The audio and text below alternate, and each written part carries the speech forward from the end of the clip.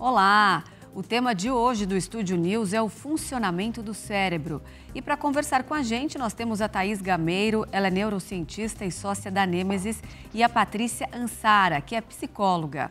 Sejam muito bem-vindas. Eu quero começar falando então sobre o cérebro, que ele é o órgão mais complexo e potente do nosso corpo. Ele é responsável por funções como memória, inteligência, raciocínio, linguagem, comportamento e razão. Além disso, tem o poder de controlar os nossos músculos e integrar informações sensoriais. Eu vou começar com a Thaís perguntando como que a gente explica o funcionamento do nosso cérebro, Thaís? De que forma ele trabalha? Olá, um prazer estar aqui com vocês.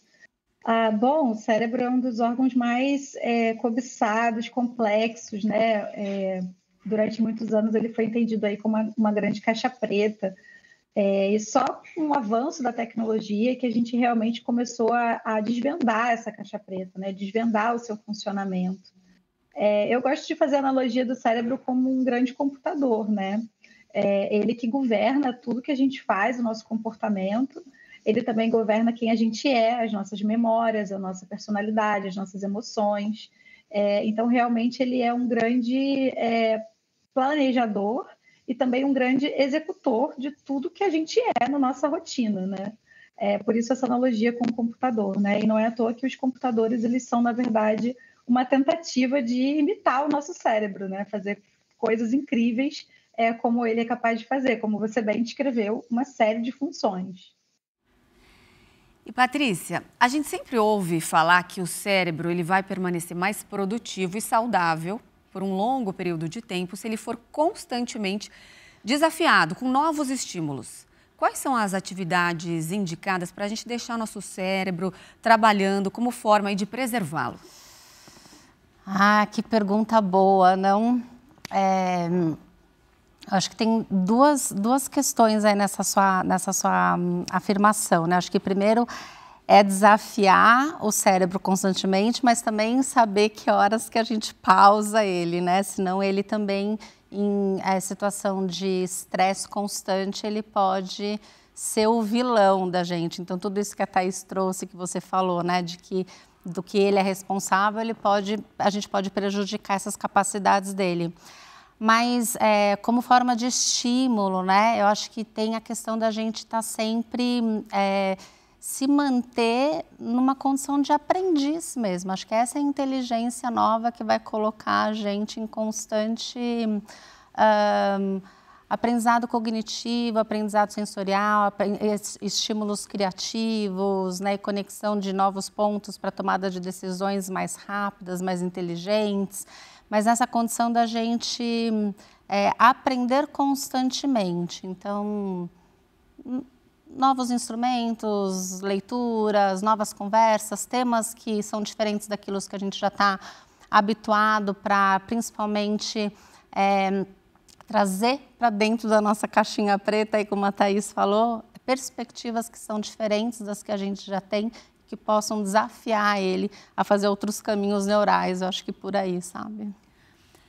Bom, agora a palavra que a gente escuta muito hoje em dia é procrastinação. Quem nunca adiou uma tarefa, né, que precisa ser realizada para fazer algo menos importante? Primeiro, eu gostaria de entender, porque muitas vezes nós agimos dessa forma e como a neurociência pode acabar com esse comportamento, hein, Thaís? Olha, seria ótimo se a gente tivesse uma regra, né? Uma dica de ouro.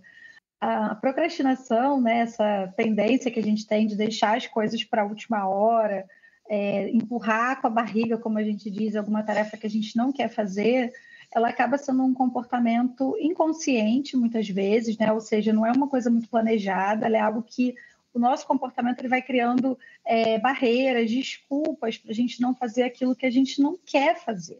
Aquilo que, de alguma forma, é desprazeroso para a gente, é custoso. Então, a dica que a gente sempre costuma dar é tente enganar o seu cérebro de uma forma positiva. Então, que tal você tentar encontrar alguma coisa positiva naquela tarefa que você não quer fazer? Que tal você tentar fazer com que aquela tarefa seja menos pesarosa? Então, você pode fazer ela aos poucos, um pouquinho a cada dia. E aí você começar a ver pequenos progressos naquilo que você faz para que você se engaje mais em concluir aquilo. Então, eu sempre dou o exemplo, né, do trabalho, quando você tem um grande relatório, por exemplo, para finalizar, e você não está tão envolvido com aquele assunto. Se você deixar para fazer tudo num dia só, você vai ter que passar horas fazendo aquilo, né? E naturalmente o seu cérebro ele já computa o esforço que vai ser fazer aquilo.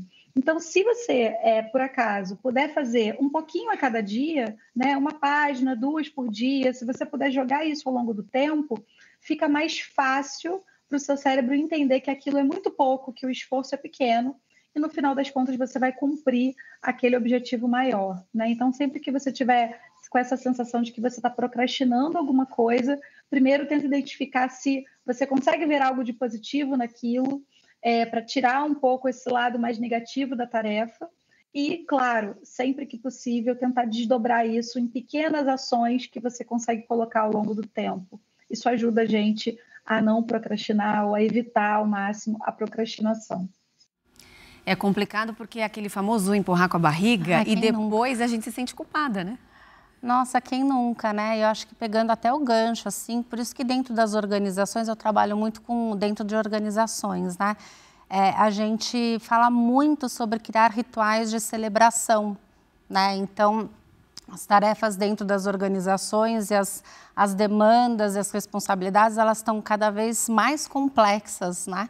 Então, essa coisa da gente fatiar o bolo, né? E fatiando e fazendo, mas e celebrando as pequenas conquistas e reconhecendo os avanços é fundamental para a gente ir se engajando os colaboradores, né? E a gente avançando junto até concluir essa tarefa ou essa responsabilidade que é mais complexa, né? Dá essa sensação de avanço mesmo, de sucesso, de pequenos sucessos, e a gente celebrando isso é muito importante, né? E hoje, com a evolução, né, do mundo digital e também das redes sociais, a gente recebe informação a todo instante. É impossível guardar, memorizar tudo que nós consumimos. O nosso cérebro, eu pergunto agora para a Thaís, se ele tem uma certa defesa, se ele já está habituado ali a fazer um certo filtro e guardar apenas o que é necessário e mais importante naquele momento. Thaís? Totalmente, né? Nós não somos programados para dar conta de todo esse volume de informação que a gente recebe. Inclusive, existem alguns termos novos surgindo, né? Como infodemia, fadiga da informação, que é a gente se sentir exausto pela quantidade de informação que a gente tem que processar num curto espaço de tempo, né? Eu gosto sempre de dizer que o nosso cérebro ele tem uma lanterna, e essa lanterna é o nosso foco atencional. A nossa atenção ela não é possível, né, ser apontada para todos os lugares. E ela também serve como um filtro. Filtra aquilo que é mais relevante ser processado naquele instante.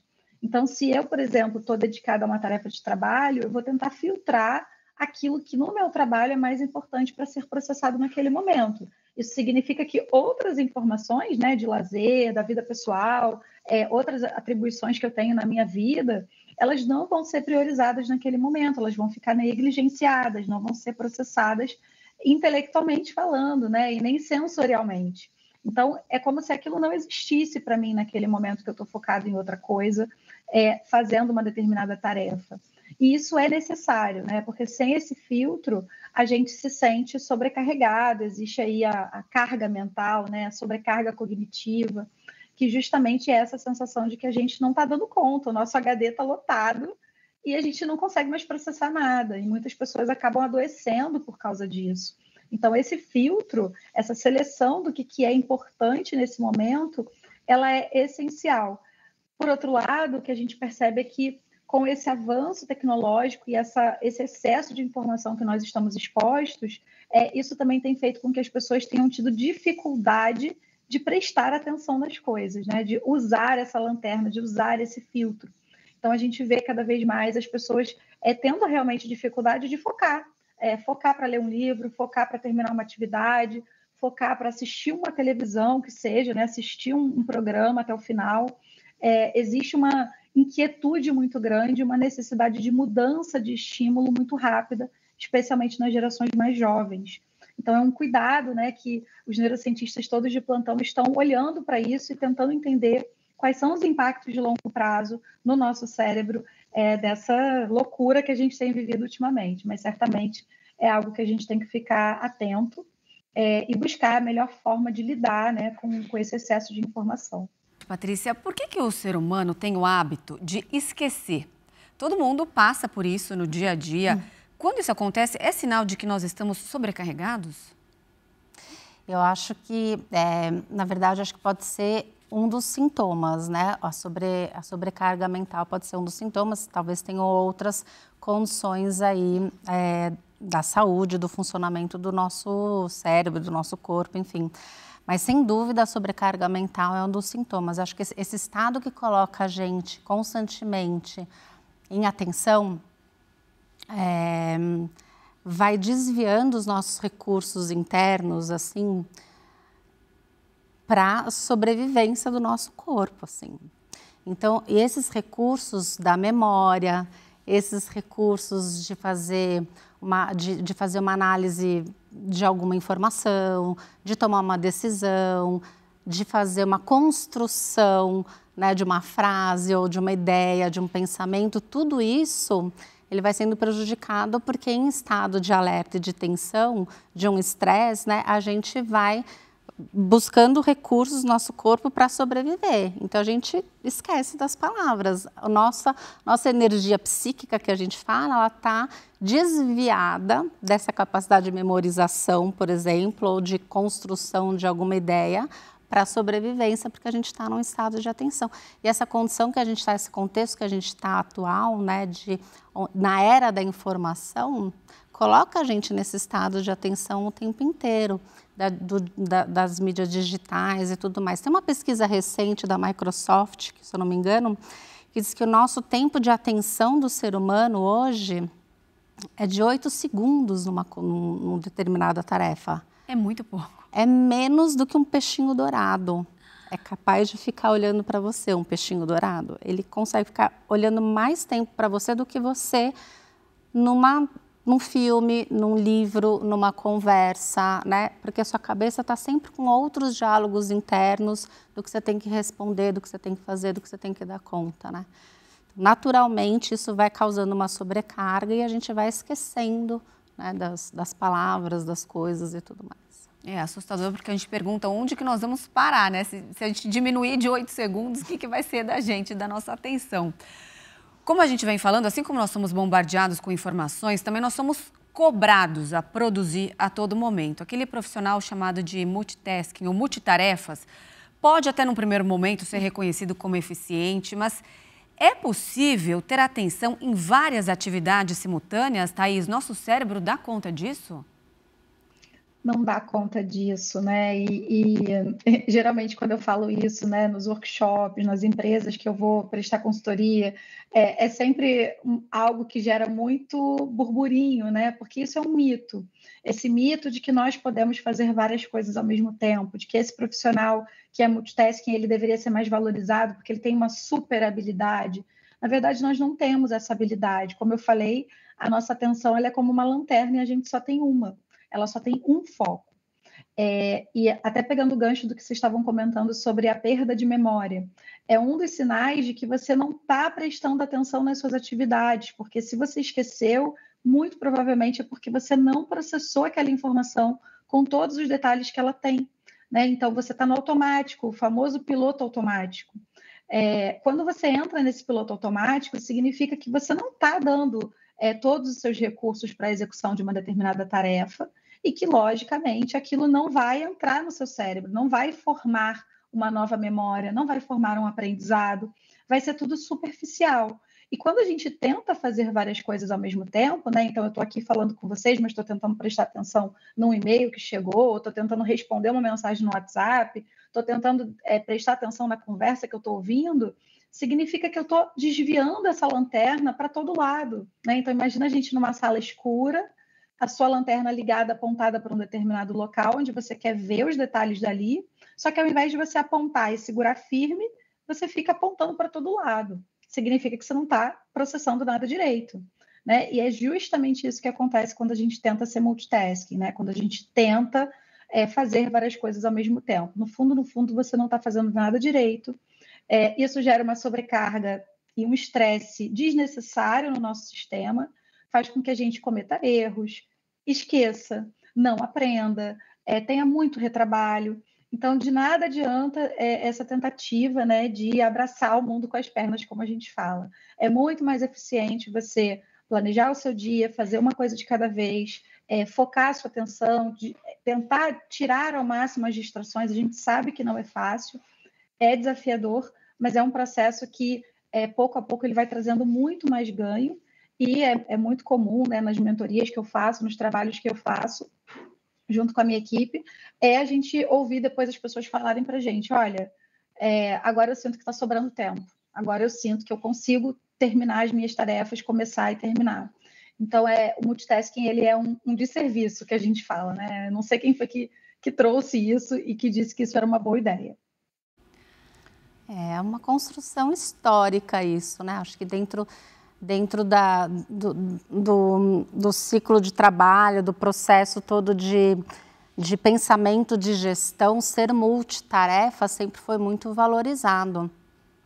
Então, eu mesma, assim, 25 anos dentro de recursos humanos, quantas vezes, né, eu não coloquei nas fichas dos profissionais que a pessoa era multitarefa e que era maravilhoso, ou isso era uma competência, né? E hoje a gente já sabe que isso desvia a gente de foco, de presença, tudo isso, né, que a Thaís já trouxe, não preciso repetir. E é por isso que a gente está falando tanto de presença hoje em dia, de escutativa, de qualidade, né, da escuta da presença, de mindfulness, né, da gente fazer respiração, porque a gente, durante todos esses anos, 100 anos, né, para cá, a gente foi treinado a desviar a nossa atenção e dar conta de muitas outras coisas ao mesmo tempo, que é impossível, né? Patrícia, muita gente se diz workaholic, mas aí a gente acaba presenciando hoje em dia muitos casos de burnout, né? De pessoas que estão mentalmente esgotadas. Como essa condição afeta a nossa saúde? De que forma nós respondemos a esse comportamento? E qual o tratamento indicado?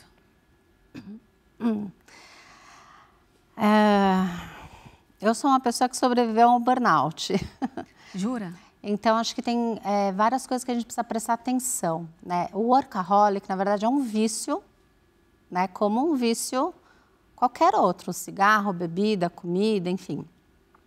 Então, é a pessoa que gosta muito daquilo que faz, trabalha muito em ambientes em que você não tem um espaço psicologicamente seguro ali para conversar sobre redistribuição de prazos, tarefas, pedir ajuda, conversar sobre coordenar de uma forma diferente as atividades.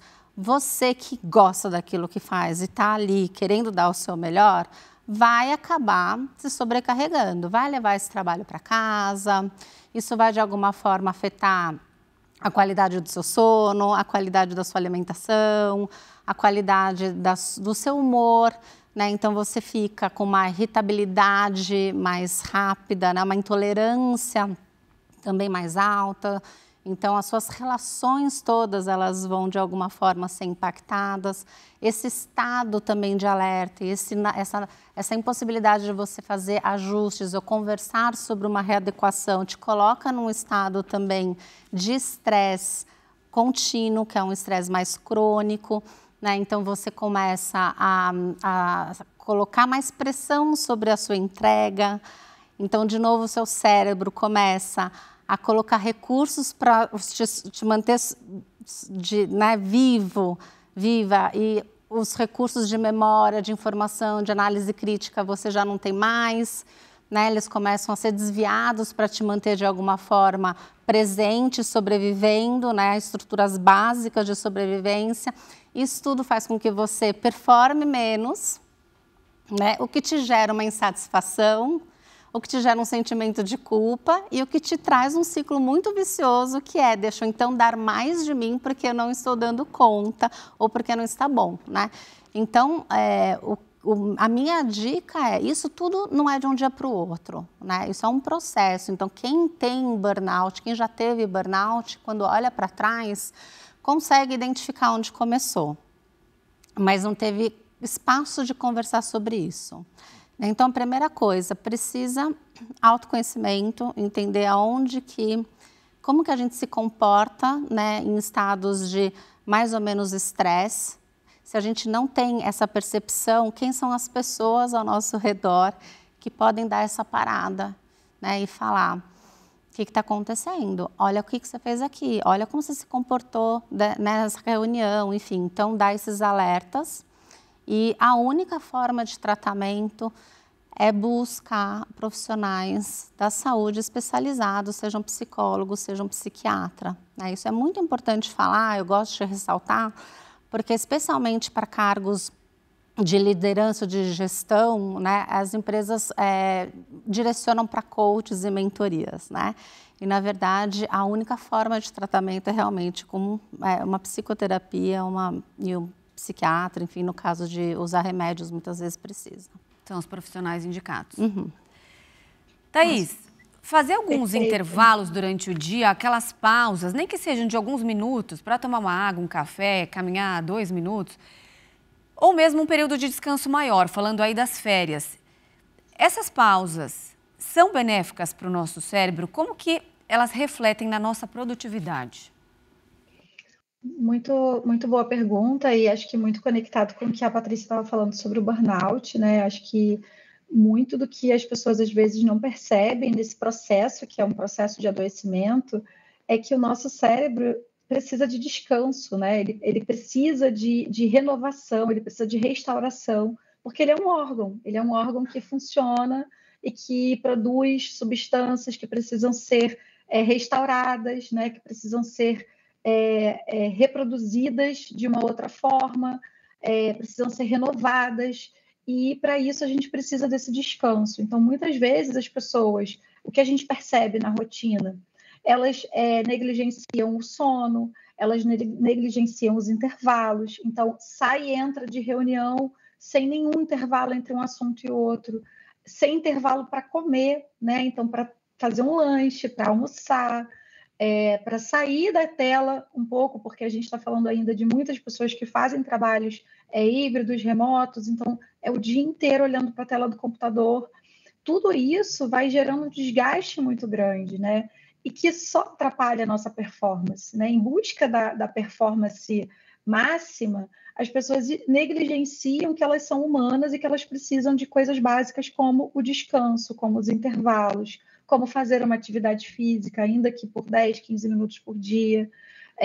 O ideal seria mais, né? Mas que ainda você saia, respire um ar puro, saia do seu ambiente de trabalho, caminhe um pouco, converse com pessoas sobre atividades que não sejam assuntos, né? Metas, resultados, projetos.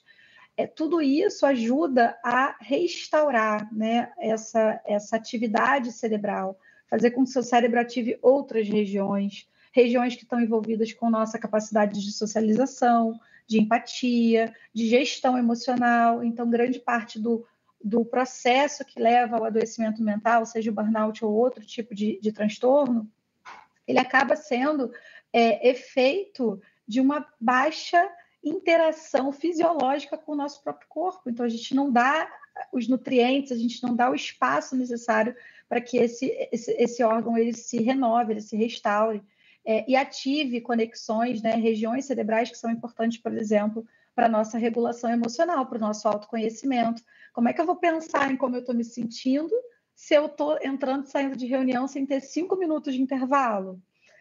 Então, tudo isso são estratégias que podem nos ajudar a criar limites saudáveis entre o nosso trabalho e o nosso bem-estar, né? Então, os breaks, eles realmente são, assim, uma dica de ouro para a rotina de qualquer pessoa que quer manter esse equilíbrio.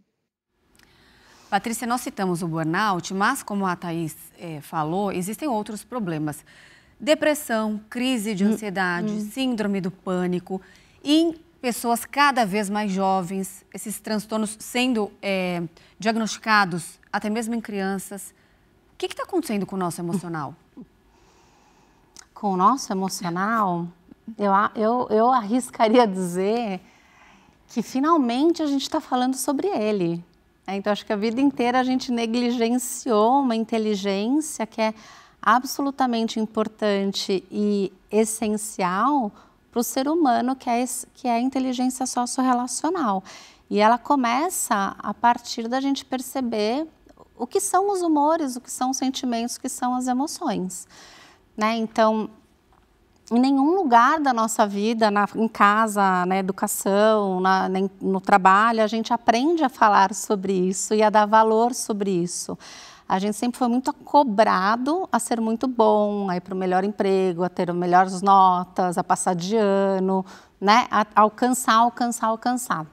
Então, acho que a gente teve, durante muito tempo, uma inteligência cognitiva, né, de resultados muito bem valorizada, a inteligência socioemocional não. E eu acho que a pandemia, na verdade, eu vejo que a pandemia acelerou, né, o nosso despreparo para falar sobre isso. Então, nós somos seres humanos analfabetos emocionalmente e hoje a gente está precisando tratar, colocar esse assunto na mesa e a gente não sabe nem por onde começar, né? Então, naturalmente, a gente está no ranking de país com maior índice de ansiedade, um ranking de país, né, nos top 5 de depressão, um ranking de país de burnout, e tem tudo a ver com esse estado, né, em que a gente nunca na vida valorizou essas questões socioemocionais, né? Assunto importantíssimo. Eu queria falar agora, perguntar para a Thaís o que acontece com o nosso cérebro em momentos de pressão. A gente viu agora recentemente as Olimpíadas, esportes em que os atletas competiam sozinhos, como as ginastas. A Rebeca Andrade, aí, que se tornou a maior medalhista da história do Brasil, começou muito nova. Qual a importância do preparo emocional em momentos de alta expectativa, Thaís? Nossa, essencial, né? E, assim, assino totalmente embaixo de tudo que a Patrícia falou sobre esse letramento emocional.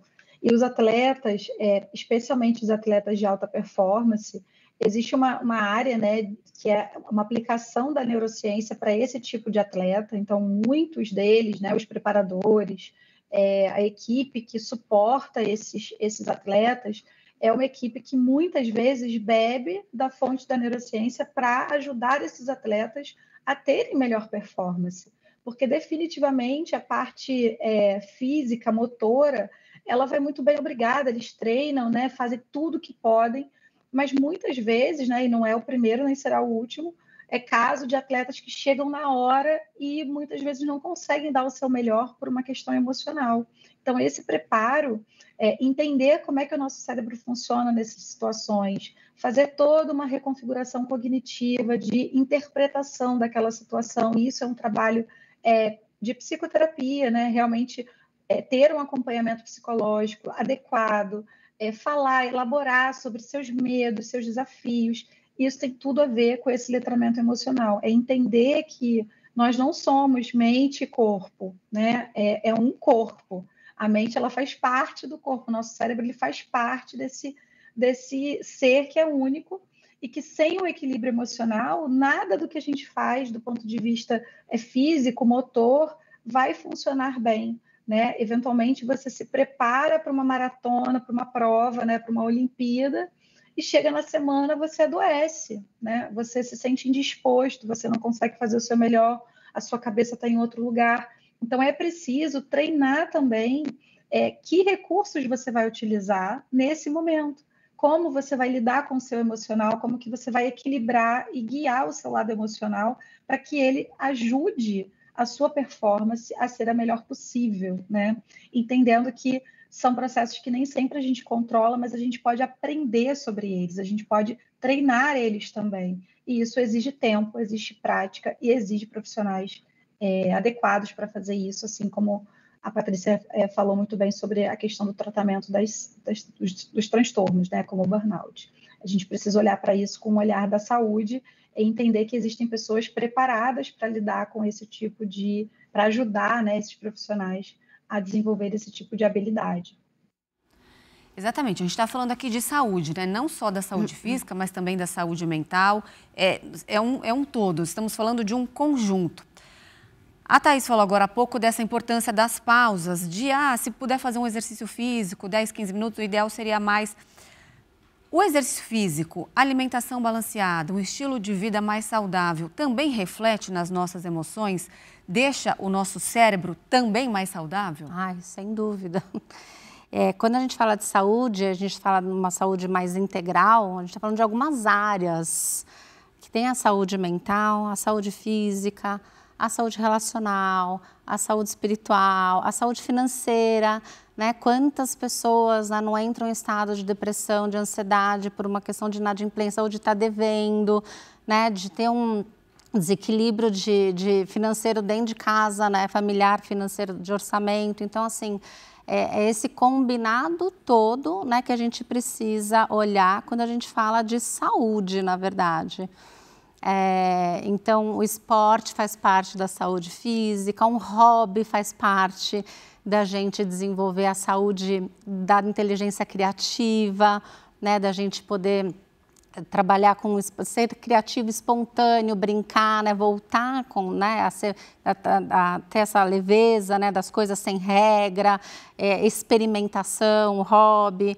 As relações, né, elas estão todas também relacionadas à qualidade de vida que a gente vai ter, né? Então, e até pegando o gancho, acho que por isso que eu tenho muito cuidado quando eu estou dentro das organizações e elas estão se responsabilizando, por exemplo, sobre a saúde mental dos seus colaboradores. Porque, na verdade, elas não são responsáveis por isso. A gente fala de saúde, a gente está falando de um aspecto que vai muito além das paredes, né, da onde o funcionário está ali trabalhando, né, dentro de casa, nas relações, na saúde financeira. Enfim, tem outras áreas da vida que precisam ser cuidadas, né? Tá certo, a gente não tem mais tempo. Thaís, você quer fazer suas considerações finais também?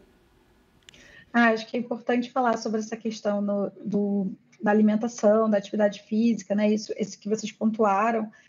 Lembrar que o cérebro ele é um órgão, né? Então ele precisa de nutrientes, ele precisa de água, ele precisa de descanso. Se a gente esquece desses princípios básicos do funcionamento do nosso corpo, tudo acaba ficando pior, né? E as pessoas elas se acostumam a viver com a sua pior versão e elas acham que isso é suficiente. Quando elas mudam certos hábitos, elas percebem que poderia ser muito melhor, né? Que aquilo que ela entrega poderia ser muito melhor e que a qualidade de vida e de relações que ela desenvolve poderia ser muito melhor. Então, acho que esse olhar integral, ele é essencial para que a gente construa uma sociedade mais equilibrada, né? Acho que a gente está precisando de equilíbrio.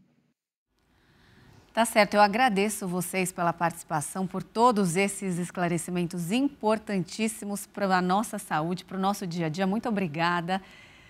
O Estúdio News de hoje fica por aqui. Eu conversei com a Thaís Gameiro, neurocientista e sócia da Nêmesis, e com a Patrícia Ansara, que é psicóloga. Lembrando que você pode acompanhar essa entrevista lá no nosso canal do YouTube, no Play Plus, e também pelo nosso podcast disponível no Spotify e no Deezer. Eu espero vocês no próximo programa. Até lá!